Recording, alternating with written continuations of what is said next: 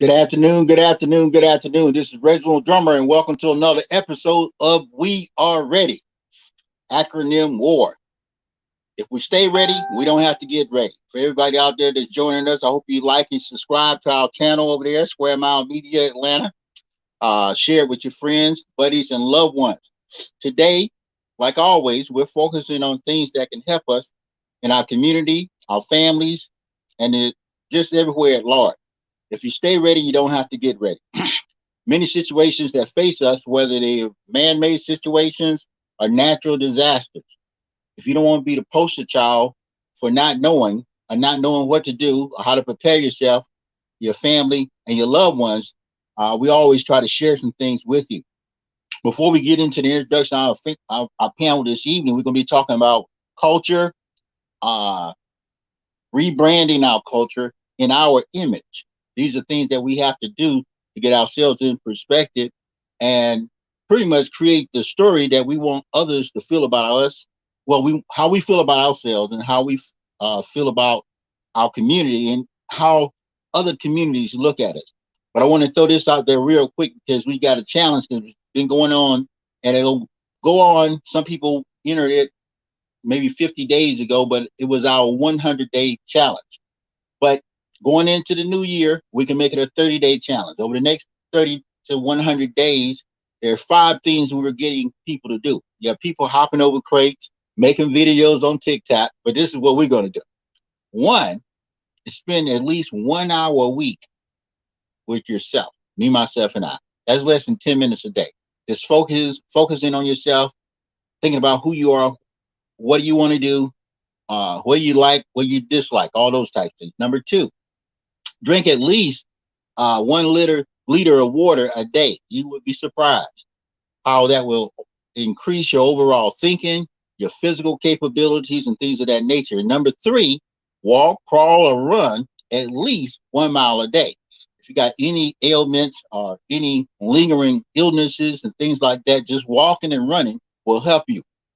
Number 4, save at least $1 a day. If you started with us over the next 100 days, if you save $1 a day over the next 100 days, you will have $100 in the next 100 days. If you're real good and save $10 a day, that's $1,000. You'll have what most 40% of the population don't have $1,000. And if you're real good, you can team up with some other people and do the same thing. Guess what? You can have 10,000, 100,000, things of that nature. And then number 5 is contacting at least 100 of your family members. I know we do it when it's a funeral, a wedding, or something like that, but just within the next 30 to 100 days, contact your family. So that's our challenge is over here. Plus getting yourself in order, because there are many things that face the community, and we have to be ready. Whether it's a natural disaster, we still have those things over there that you can look at and prepare yourself so that if there's a situation like Kentucky the other week, you'll be prepared. A situation like flooding, fires, holiday disasters. Do you have a game plan for getting your family or protecting your family during these holidays? So those are some things as a public service announcement for We Are Ready. But tonight, we're talking about in our own image, rebranding, reimagining, and rebuilding the image of our community. And focus is on the Black community, correcting and redirecting the narratives. I'm joined this evening by 2 powerful brothers, Brother Ray Jones and Brother Eric Morton, and they are influencers and artists and people of work that's putting in work. And how you guys doing this evening? Great, man. Great, Brother Drummer. Great. Thank you. Okay. Man, it's good to hear you guys. You know how we do it. Kind of, I know we will introduce ourselves to some and reintroduce ourselves to others. So just for a point of entry for folk that'll be joining us, just if you give them a little 30-second infomercial about yourself, what you're working on, things of that nature, before we start diving into this bowl of gumbo. Well, awesome. Go ahead, bro. I'm gonna jump in. I'm Eric Morton here. I'm with the Atlanta Dads on Duty. I'm one of the trainers here there. And yes, my background was film and movie production here has been since 1988. And I'm definitely, this is going to be a topic that I hopefully have some some good input on and what we can do about changing the culture and how they look at us and whatnot. So I'll be with you for the next hour and stuff. And thank you for having me on, Drum. I really appreciate it. Thank you there, Brother Eric. Brother Ray. Whoa. Yeah, Ray Jones with Hood Heroes TV and ADOS Atlanta. Hood Heroes, we shine a spotlight on the heroes in the community. And Hood in ADOS Atlanta, we're a political advocacy group pushing for reparations and a Black agenda for descendants of American chattel slavery. And it's great to be here, as always. Thank you, gentlemen. And we're gonna throw a lot of questions out there, but just to set the stage and give us something to think about, and for the people in the audience to think about this evening as an artist or a person of influence. One of the questions is what are we doing? Are you doing, your group organization doing to create or change the current narrative within and around our culture, and in specific Black culture? When you turn the news on, most of the time you hear something, anytime there's something negative, even when it comes down to something like COVID-19, the people that's getting it most, the people that's suffering the most, Black and brown people. When you look at a disaster or anything like that, the people that's suffering the most, people that's, not able to bounce back, Black and brown people. When you look at the news, when you look at crime and things of that nature, the people that they say have the hardest problems are Black and brown people. But we know it to be different. Okay. And even when you look at music or anything negative, but the big thing is, what are you doing to, change that from within? Because in order to change this thing, we got to start where we are and then build outward. So maybe Eric, you can get in there, right? Let us know what you're doing. Well, one of the things I try to do is, and what I'm doing is, number one is sharing my experience and experience and background with the younger people, so that they can take charge and understand that they have the ability nowadays, with technology being available to them in hand, and being able to document their own stories and tell what's not being told. Because too often times we complain about what people are not saying about us, but we're not doing anything ourselves. So I want to try to help the people who want to enter the business, especially movies and film, and try to get them to take charge of it and put them in the positions that we call the above the line positions, which is your ones who are your producers, who actually are the ones that get your content going. So I try to just make sure I encourage that, and also support people who are doing those things in our community that are shedding a light on the different things that we're doing, and not just on the negative things that's there. Oh, great. Brother Ray, I know you got some things you're working on, doing some things.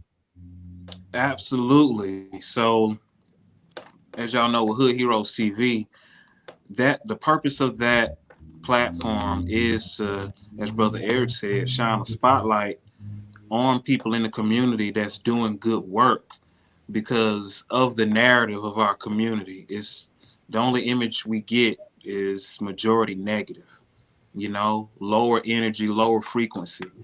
And our people need to start seeing other people, need to start seeing other images. Now, aside for that, like I said, I deal with political advocacy for our people, but there's another piece that is actually missing with that. So I'm starting an organization called the Firm, Family and Righteous Movement. And the purpose of that group is me and 3 other brothers right now. So it's 4 of us. The purpose of that group is to make our sisters feel protected again. We're hearing this narrative being pushed that Black women are the most unprotected, So to even get to that point, we have to do inner work as brothers and start dealing with the reasons why they feel unprotected, and the reasons why, in a lot of ways, we haven't really stepped up in whole the way that we should. It's a lot of us brothers doing work, but I feel like it can be a lot better, and more of us can get on point with that. Yeah. That's definitely powerful. And like you said, both of you gentlemen, we have to start from within ourselves. And I know sometimes I hear the news, and if I just got stuck on media, and I would think that as a people, we weren't doing anything. We wasn't making any accomplishment. We wasn't making any headway. But uh, when I look inside a lot of the people I know, not to ignore the things that are happening out there in the world, but when I look at the brothers, uh, and I'll just focus on men. When I look at men around me, they typically have some foundational things they learn growing up. How we interact with ourselves, our families, and our communities, having jobs, looking out. We decent, we law abiding, even if the laws are disproportionate to us, we still follow those laws, okay? And we don't make excuses. We don't chow down to uh, just the unpopular things that impede the forward movement of our culture. So when I see you gentlemen, I have to ask a question. What's one of the foundational rules that were in your family that you still carry out today? Just something that was in your family. For instance, in my family, one of those foundational rules I would say would be to come together during the holiday. That was something we did. We just came together. Uh, we made it a point. Everybody was working throughout, even though my views on all the holidays had changed since I got older, but I still keep family connection during these time periods. But what are some of those foundational rules or cult traditions that you all had within your family that you still practice today? Well, let me jump in. That's actually a pretty good question. One of the things I think is a traditional thing that I still try to do myself, and that is on the weekend, get up and take care of chores and household things and maintenance to your car. Just making sure you're doing that on the weekend. And you can get up and do those things ahead of your football time, ahead of even your church time and your worship times, and put those things in, cutting your grass, trimming your bushes, washing your car, changing your light bulbs. I changed light bulbs today, several things. And that was just something that, my family started doing that was a part of our weekly routine, but it was genuinely done on the weekends because of school and because of work. And you got to try to incorporate that in your family to, number one, continue. Those things help you take care of your household, but at the same time, those traditional things there you can share, especially with young men, young Black men, so that they'll understand that in the household, to Brother Ray's point here, is that they can become a support system for their own household, even when they are young men and not necessarily may not be the leaders of those houses, but they can be a support to it so that people know that they can be counted on, and they'll learn some things along the way that can go far into adulthood that they can continue to use. Oh. Most definitely, man. I learned young that as a man, you should work. Yes. You definitely need to work. I learned my work ethic from my dad, just seeing how hard he worked. And yeah, my mom and my dad worked, so I was a latchkey kid, but I respected the fact that he always instilled that work ethic within me. And also the respect piece, respecting your elders, opening the door for women, pumping gas for women. Yes. You know what I'm saying? Right. Just the basics of respect to set that criteria of this is how you give respect, and this is how you receive respect. You give people the benefit of the doubt, and just be mutual when it comes to respect. Absolutely. Yeah. And I know sometimes in the governing society, the dominant culture, certain things that, and me personally, and from that I learned from my granddad and my dad and other men around my family, around my community, was how to value and treat women. Because we had a lot of some single women. Everybody wasn't married, but the men would step up to the plate to make sure certain things happen in the community. And I know today, they try to take it away from us. And people say, well, she know how to pump gas. She can cut her own grass. She's an independent woman. Now, unless a sister really wants to do that, or help out. But, typically, those are some things within our culture where we do work. We do a lot of the harder work. I mean, we have the helpmate of the ladies to help us, but we don't, just sit on our butts and watch and hope that they're going to do all the work. And I think that's a negative stereotype that's out there. And, some people buy into it, that especially black males are not working, not supporting the family. I know brothers that are separated from their families that still make it a habit to take care of their kids. We see it in that all the time. Brothers they didn't have to get mandatory child support. They didn't have to get threatening letters. This was automatic.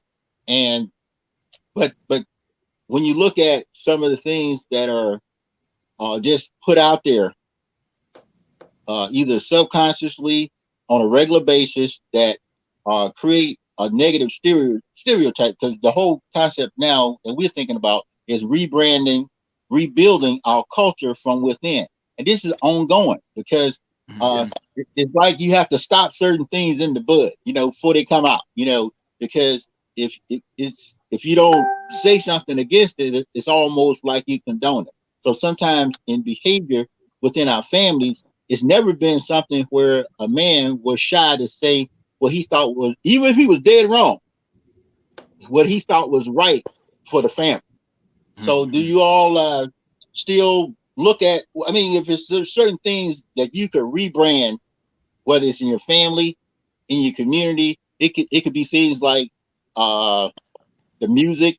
And I know you all in the entertainment industry, it could be like the use of negative words to describe ourselves, whether it be the N word or whether it be calling each other B's and H's and all this type of stuff. But what are some of those things that you are doing, and you make sure that in your art or in what you're doing, that's reflected? Well, there's a war on the black relationship. This system knows the most dangerous thing in this country is strong relationships between black men and black women. So, but to get to that point, as brothers, we got to treat each other better. We got to do that. We got to do that first. And then after we do that, we have to gain the trust of our sisters, not by just talking, by action, So what I'm doing is, like I say, I'm getting with the brothers. We're instilling a black code with how we engage with each other with integrity as men, and how we plan to change the narrative of our community, So that includes things like teaching sisters how to protect themselves in certain situations, how to evade certain situations, survival skills, outreach to the brothers, give them other options instead of, because the brothers need to be lifted up like Lazarus in the Bible, or like, as the FBI says, they want to stop the rise of a black Messiah. It's time to speak life into our young brothers, but you just can't say, "Hey, man, don't do that, don't do that." You need to stop selling dope without giving them options. No, okay. You got to get them some more options. So what I do is I teach day trading. So if you know how to play a video game, day trading is simple, because those video games are so complex today. So it's just my goal is to teach young brothers, instead of selling dope, learn how to day trade. Take some of that, take the dope money, go legit, and flip your money in the stock market. So it's things like that, giving brothers different skill sets to where they won't have to do dirt. They'll have other options.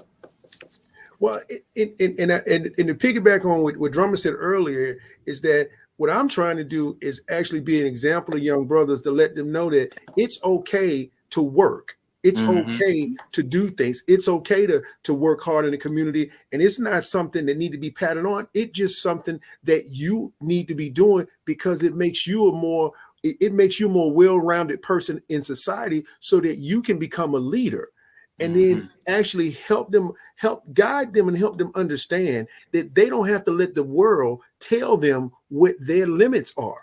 They need to look at what their limits are. They need to look at themselves. And that goes back to your point, Reggie, about one of the first thing is that you need to be spending an hour a week with yourself.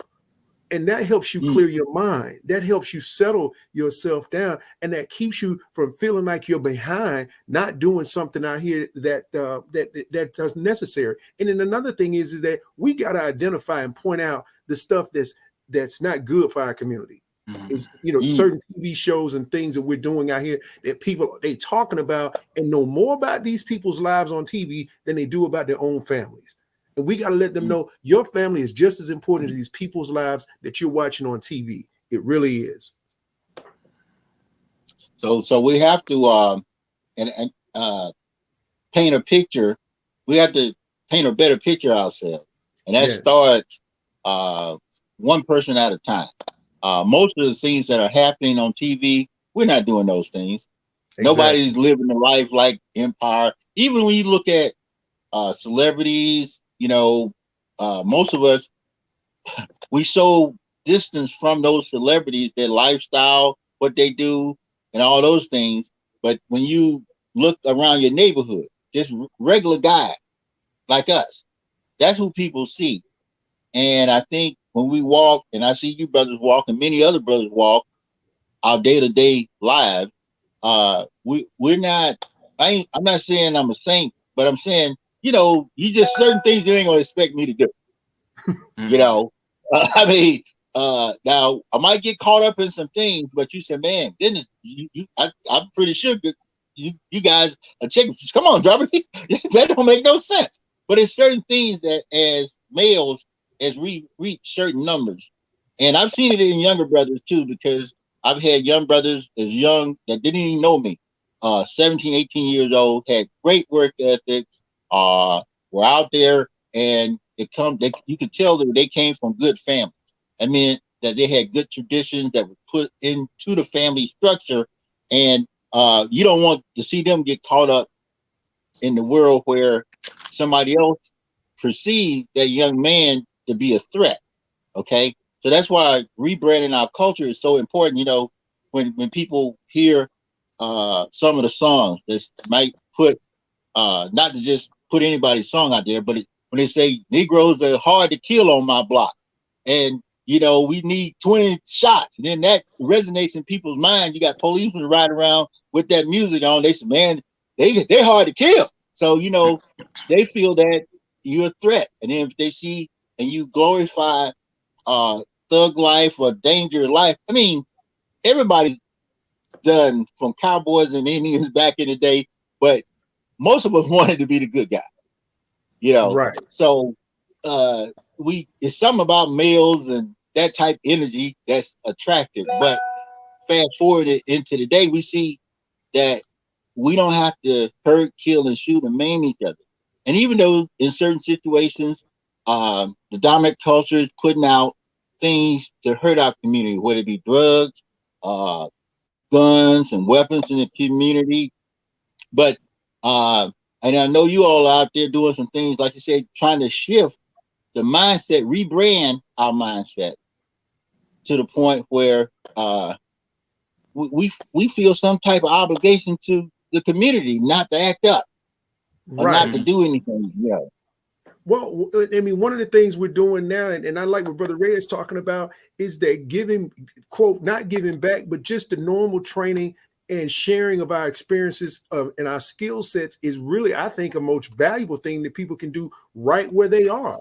They can do that right in their community. They don't have to be related to the young boys that maybe come to a community meeting that don't have necessarily a father in the home, but yet you see some young teenagers that are about to get out of control and start sharing things like teaching them how to drive, like showing them how to take care of just maintenance around the house in their own settings and stuff. And then those things are just start to be embedded in them that they'll do on their own as they get older, because they'll see that there's nothing wrong with them changing the light bulbs in their mom's house. Then they'll change them in their own house. They won't be afraid to say, you know what, I might need to know how to change the oil in the car, because guess what? That's a skill set that as long as we got these cars that use conventional oil, we're going to have to change them out here once they get past warranty. So we start instilling these things and these normal daily skill sets in the young men, to me, the young men, and be examples for them so they can see that it is okay for you to do some things for yourself and community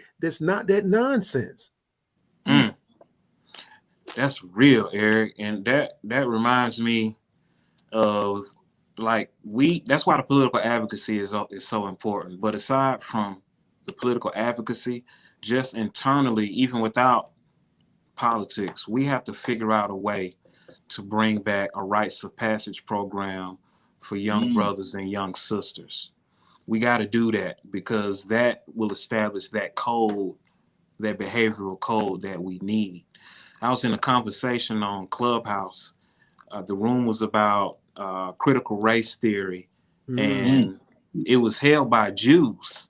And they were saying they didn't understand why they were seen as white. They're like, we not white, we Jewish. We've been through everything. But I asked them about reparations. They're not for reparations, yet they've gotten reparations. That's another story. Okay. But what was interesting, though, I got trolled by a guy because I went so hard on him. The dude just kept trolling me for the rest of the night, texting back and forth, back and forth, back and forth. And I stood on my square when it came to, yeah, y'all are seen as white. Y'all have a white privilege, and y'all have a different level of access that can't be denied. So I don't even know why you keep trolling me. But he made a very good point when it came to critical race theory. I said, yes, they're not teaching our history in schools. Guess what he said? He said, we learn our history at the dinner table. Wow. Right. And he's right. He's right, bro. He's right on point. And once again, that's something that we should be taking charge in our household. And that's something that should become a part of tradition, is to talk about them non-traditional things, or these things that advance our culture, i.e. the financial thing the elements you're talking about stocks and being a day trader. That should be talked at the dinner table. Yeah. The thing is that we've got to change those cultural things, and we got to tell them that, you know what, we're going to put the cell phones down. We come in here, because that's just still to this day. When we sit down at the table, ain't no cell phones nowhere. It's just not happening, because we've proven that some of us have grown up without cell phones, and we seem to be doing okay. Oh yeah. Yes. Oh yeah. So we gotta take these things out of our own households that people have just defined, act like we just need to, and stop listening to the noise and start letting somebody else tell us what's news. Start letting somebody else tell us what's valuable to us and what it is. And we've got to change the narrative at the dinner table and start having conversations about things that affect our lives. Like, we need to be talking about retirement. We need to be talking about long care medical facilities that may be needed for our elder adults in there. We need to be talking about these things when we come to our family reunions. We need to be talking about things when we come to our family gatherings, so that way when people in our family pass, we shouldn't be fighting over things, and they should have some things in place to take care of it, to stop us from fighting. Because it happens too often. See, we don't talk about those things at the dinner table like we need to. And that's something that we can change in our culture, because it's needed in our culture. And you guys made me think, matter of fact, today is Carter G. Woodson's birthday. Our ancestor. Awesome. Negro History Month, Black History Month, the creator of that, and a whole lot of other books. I can't think of all the books, but it made me think about around the dinner table, this time period. There were certain, and I think we have to do that. I've always done it with my son, ask them what they learning in school. But going on history, I agree. I think we are the only culture that depends on somebody else telling you about our history. Case in point, I was fortunate because we had history makers around us. You know, me and Eric come from the same hometown, Albany, but we knew people that were when I was growing up that was just doing things, and we heard about them. And when I was raised with my grandmother mostly, so in her house the television stayed on. Well, we had one channel, but we kept up the speed on the news and all those things. But a lot of my other history, I had to do my own research. For instance, growing up in the South, and I'm born on Martin Luther King's birthday, I'm catered more toward Martin Luther King. But the narrative was, kind of not to pay that much attention to Malcolm X. We didn't have a lot of history on Malcolm X. I had to find that out on my own. Even when it comes down to Islam, even though Honorable Elijah Muhammad was born in Georgia. I didn't know that. Sandersville, right. Georgia. Yeah, I didn't know that. Right. And no one. So people would tell us who should be our heroes and sheroes, and that's why you got to have the conversation, because they can make they can polarize our history and direct who we should pay attention to. Not to take away from Martin Luther King, not to take away from Rosa Parks, not to take away from anybody, but when you look at everybody, we got people in our family, we got people that they know. They said, "Did you ever know about this person?" That was doing some things, but the common narrative was these are the people we want y'all to kind of put on the pedestal. If we don't, if we in the dominant culture pretty much says these are the people that's going to be the black people you celebrate, because we feel comfortable around these black people. I didn't hear anything about James Baldwin, even some of the people, Eartha Kitt, all these people that left the country in defiance of the system. Went to even Jennifer, Billie Holiday. Those things were happening in our culture, but we were taught, pretty much, if I read about it in conventional books, it was kind of like they were bad people. But now, because we got more information, we had to continue to study, and I found out so much more about our heroes and sheroes. Even other people know more about our heroes and sheroes than we do. I felt bad when Malcolm X movie came out. I had to go read the book from Alex Haley real quick, because my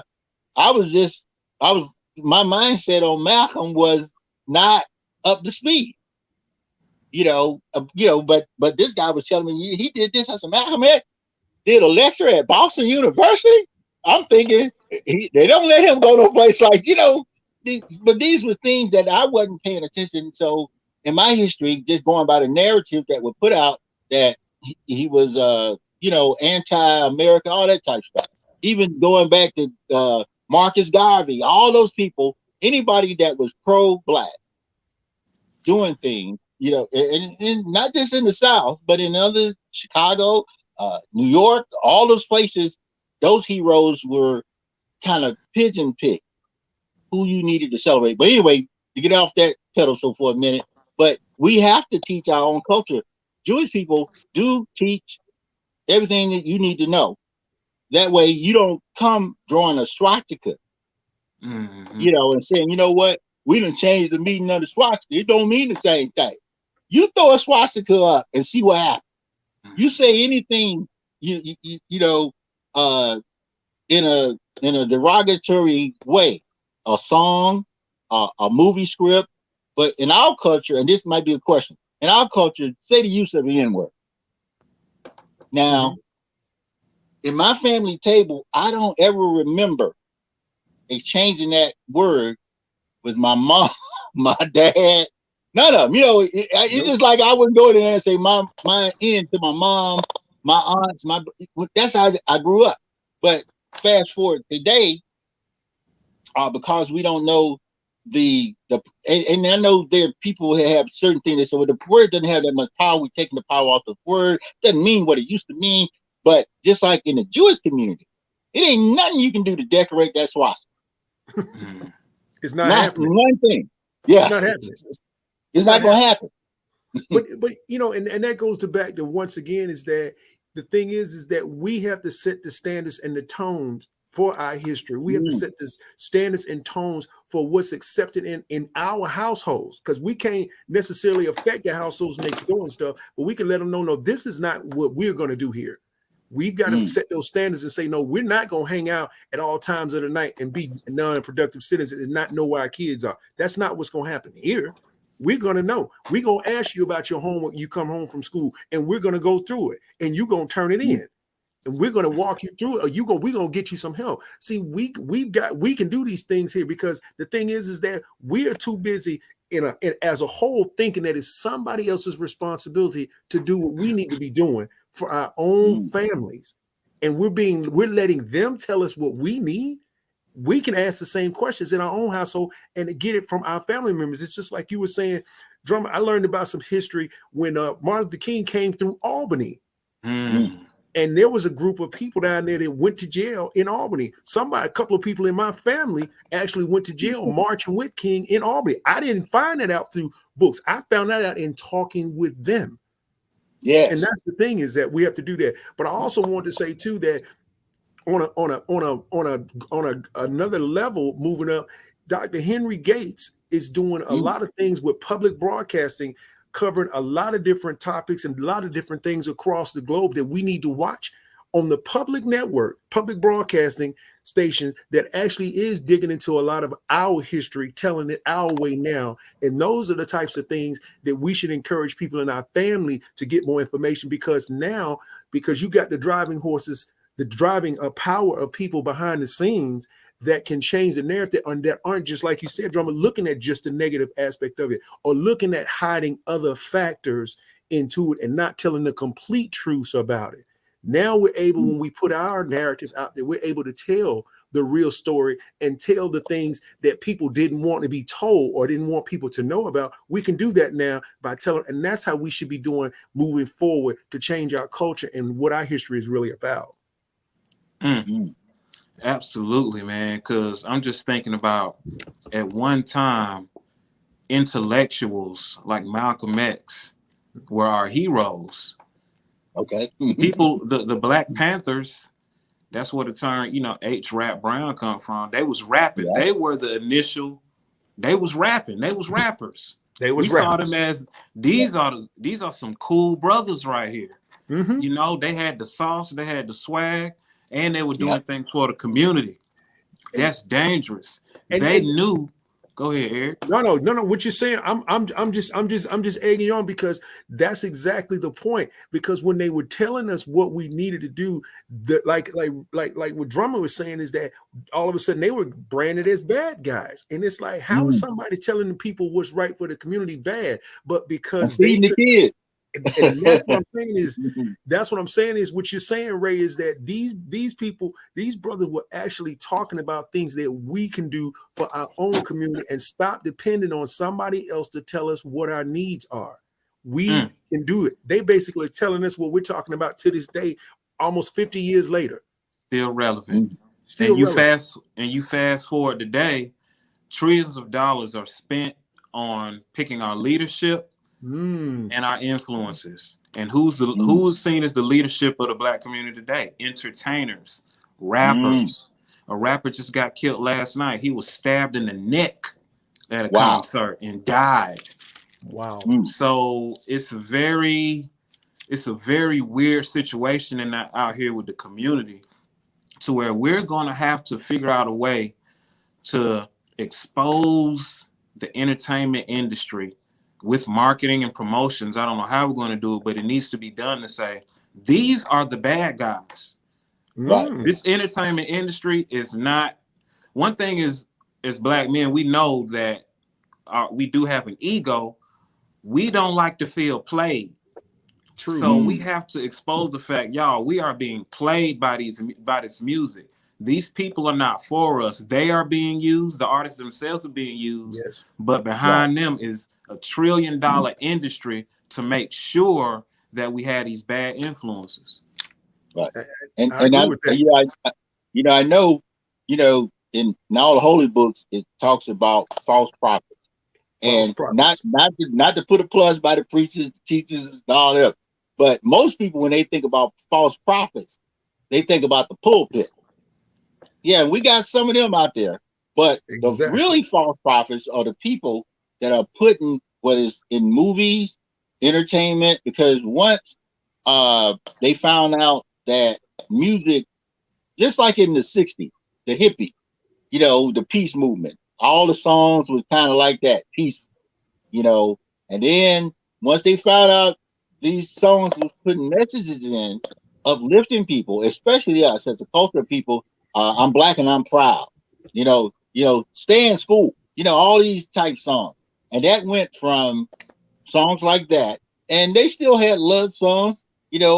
Songs they sound like Cutie Pie songs now. Hold it, I just want to hold your hand. Uh, you know, but now that shifted, and that's Mhm. creating a different mindset. You didn't think about killing somebody. The only reason you got to fight at a OJ's concert, somebody might have stepped on your gator, but that was it, limited to that. But now people bring beef to these performances. They just had a group. I forgot what it was. They was fighting it first, you know. Mhm. But that's because the industry said, well, just puts things out, and instead of doing and working things out, they influence our culture, especially our young people growing up, to think that's the way to do things. So we have to address that in our households. Anytime any young people in my household, and I don't just hammer them like, man, what y'all. I'll listen to listen to what you're listening to, and a lot of them, they know over the years. They say, well, big aunt, they'll either turn it down. It's just like back in the day when I had music, and I think the biggest thing out then was, I think I had a Donna Summers, "Love to Love You, Baby" was playing, and I was in my grandma's. I turned it down. I was listening to it, but it wasn't hitting me hard enough to want to, do something else. But there is a degree of respect that young people do have. And Mhm. when they know the difference, you don't want to beat them over the head, because I like the freedom, I like the liberty, but they have to look at what's on the plate, and you can't eat everything on that plate. It's a lot that's on the plate that's lopsided, Mhm. and that's the only thing I have. And I know you guys are in the entertainment industry, through film shows and things of that nature, but you try to put your fingerprint out there that says, these are certain standards we're going to do. These are certain things we're going to do. And the reason we're not going to have that is because we want to show us in a better light. Uh, I'm looking at different movies, even with King Richard, that just came out, even though it might not go with everything that was in it, but to show a black male uh, raising, which was his second family, uh, and finding talent in them to make them however they look or do what they do today. He put work in to create a better future for them, to rebrand himself and them. So, Mhm. I guess, but what are you guys' feelings on that? Just what we have to do, and especially with our younger people, because we see the trap that's coming, and it's already been set, and they put so much money out there to people just gonna take the money. Well, I have to give a good example of what one thing I think that was had a great impact. It was Black Panther the movie, Mm, in terms of it having just such a groundbreaking effect on moviegoers around the world. Because number one, if anything, it should have made people of color, especially black people here in America, to even be more proud of the kind of work that people can put out there and put us in the movie in a light that we can be kings and queens and be in charge of whole countries and things. And mm, it was just such a wonderfully done project that, to me, it's probably my number one and number two movie of all time, because it was just such a powerful piece that was done, and that's the kind of works that I would definitely tell young people. Yeah, support works like that. Learn about something. Look at all the people that was involved in it. Not only that, just the people that they had behind the scenes working too. Because me did a little deeper. There were quite a few people behind the scenes that were people of color that worked on it too. So not just being in front of it, being behind it, because that's important too. Yeah, and there was a whole campaign about supporting Black Panther. Let's do this. Let's make this the #1 movie of all time. And on a macro level was great, but we got to do that on a micro level. We have to support good behavior and higher level energy instead of the low level. The reason why people don't do the positive stuff, it gets no attention, so they going to where the dollars are. But we have to make it okay to support positive music, good music, and high-level music. Brother Drummer, you were speaking about the R&B music of the past. We don't even have love songs anymore. We hardly even hear R&B like that. And if it's R&B, it's sad about how this end ain't ish, Yeah. dogging me out. Yeah. I mean, even the language is toxic. So we have to incentivize good behavior by putting our dollars behind positive music and positive movies. Absolutely. Absolutely. And you fellas bring this up, our dollars. We can't control the money we spend. When you look at isolated groups of people, whether it be the Quakers up in Pennsylvania, it's certain things they're not going to spend their money on. And I know we got more. We the second largest population in the United States, but we can control how we spend our money. In the Jewish community, you don't catch them buying anything that's contradictory. That contradicts their culture, their beliefs, or anything like that. They're not going to support it. They're not going to spend money on it. They'll trace it down to the root. You spit one word out of negativity, they will shut it down. Now we have those capabilities, and I also, when you look at the South, whether I look at what's the University of Georgia, one of the companies they support is Chick-fil-A. You will never see a Chick-fil-A go out of business. Because they're gonna put the money in that facility because it supports a good belief system. Not whether you look at not open on Sunday. Every time you go up there, the people look like they glad to work there. It's true, but and they pay them good money and all that type of stuff. But we have to support the people that are doing positive things, and I have to check myself, because even back in the day, I found myself, going with whatever sounded good, the beat, and I didn't question what these people were doing. Now, people are questioning. They said, well, if you started a nonprofit, some people, they want to know what you're doing with the money, who you're supporting, all that type of stuff. Well, we have to do the same thing. We have to be kind of like Peter with pets. Once they find out that you doing anything derogatory to an animal, they're gonna figure out a way to shut you down. But in our community, it's almost like anything goes. But I don't think it's like that. I just think that the media does such a great job of highlighting events as though we don't care. Most Black people are very conservative. You guys are. We got conservative values. When people, we gonna work. We gonna fend for ourselves. We're gonna provide. So we have values that are not being pushed out there. Like I look at, like, going back to the King Richard, there was some values that he had in him to put in his family. A lot of times that's not coming to the big screen. That's not being put out in the music. That's not being put out on a regular basis. And I think we have to support anyone that does those type things.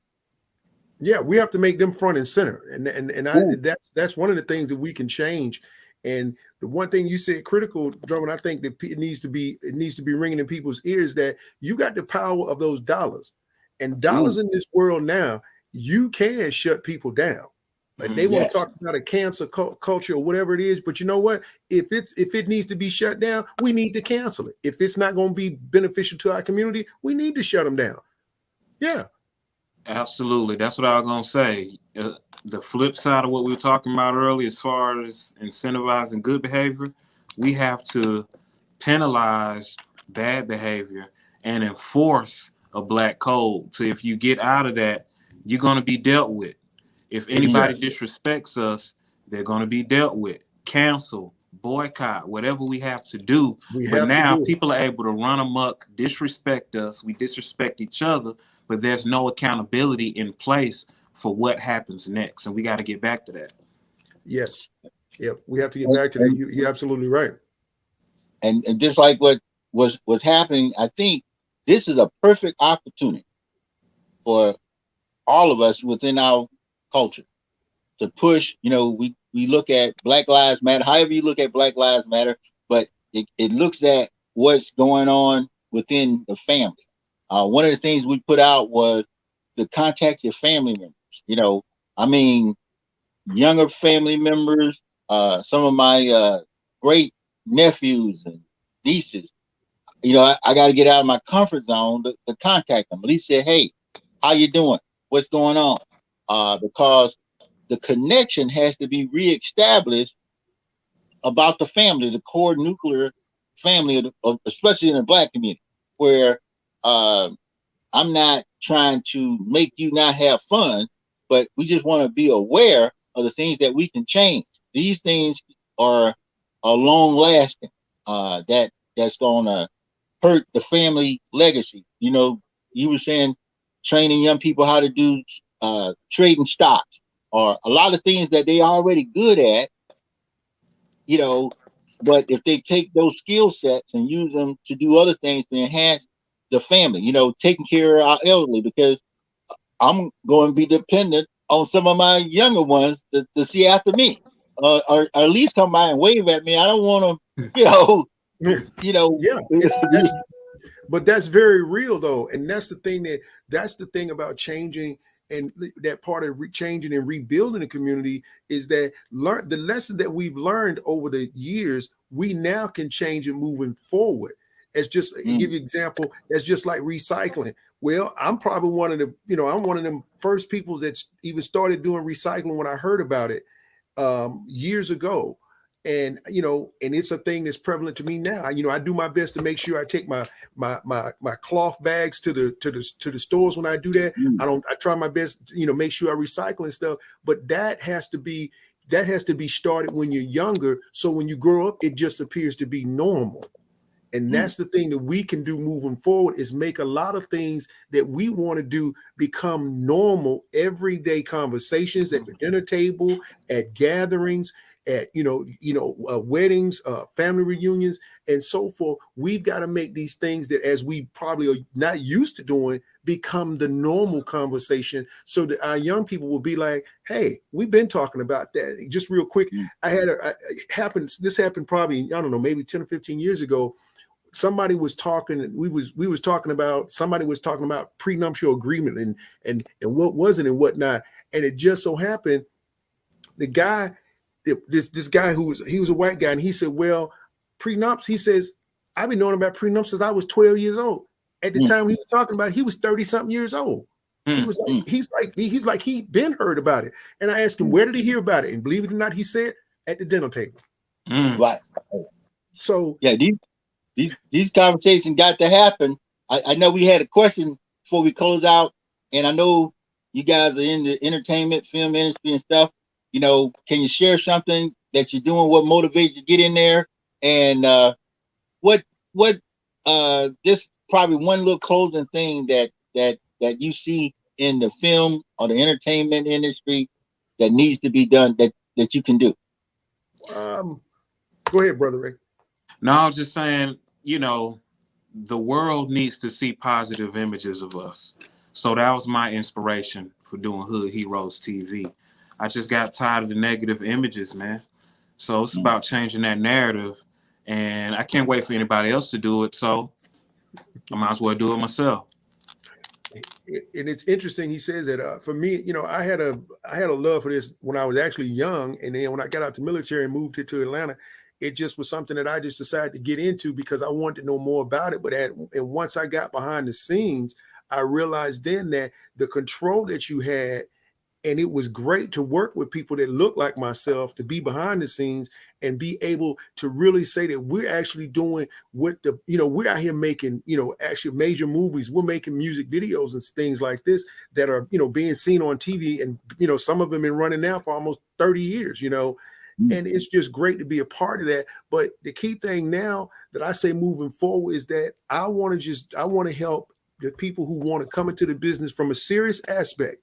If you're coming in here to get famous, go do something else. That's not what I'm about. If you're going to learn about this business and be a key innovator and a key player to change what's out there and actually have a greater positive impact on the image, then yeah, I like to help people train to do that. That's what my interest is. Yeah. That's awesome. That's awesome. And in the end game will be remembered for our body of work. And throughout the whole spectrum, it's going to change. There's certain things that how they say when you get older or more mature, there's certain things you don't do anymore because you learn what the side effects of doing those things. I think a lot of things that people have studied our community, and a lot of people know more about us than we know about ourselves. So we have to spend a lot more time finding out about ourselves, finding out our culture, finding out, because people say, well, when you know better, you'll do better.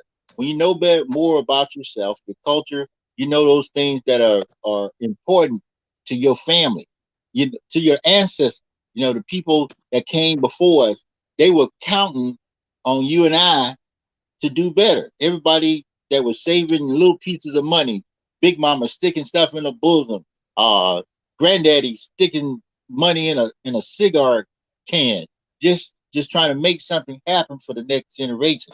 And I think that we are on track. I think sometimes, and I look, the common narrative is that we're not progressing, but I see a lot of us, we are, and we have to keep sharing the story until it becomes a reality.